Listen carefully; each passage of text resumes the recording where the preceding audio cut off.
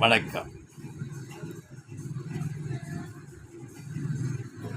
நேரங்கள், காலங்கள் காலங்கள் அப்படியே பற்றி பைபிளில் சங்கீதம் அதிகாரம்னு நினைக்கிறேன். அது காலங்களை பற்றி குறிப்பிட்டிருக்காங்க. பைபிளில் இருக்கிறது. எப்படின்னா, விதைப்பதற்கு ஒரு காலம் உண்டு, அறுப்பதற்கு ஒரு காலம் உண்டு அப்படின்னு காலத்தை பற்றி பைபிளில் ஒப்பிட்டிருப்பார்கள்.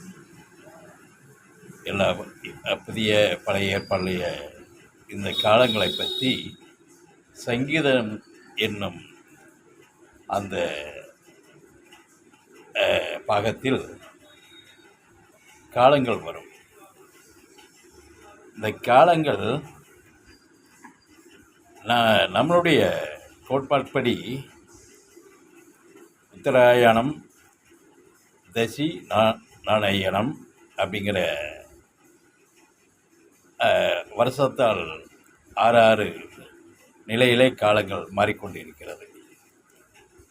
இது பிரபஞ்சத்தினுடைய இயக்கத்தின் இயற்கை தொடர்பில் தான் இந்த காலங்கள் ஒப்பிடப்படுகிறது.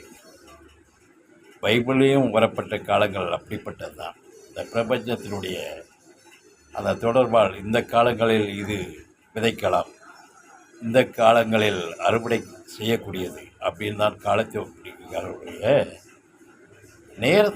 நேரமாக எடுத்துக்கூடாது. அறுப்பதற்கு ஒரு நேரத்தை முக்கியப்படுத்தக்கூடாது, காலத்தை முக்கியப்படுத்தலாம்.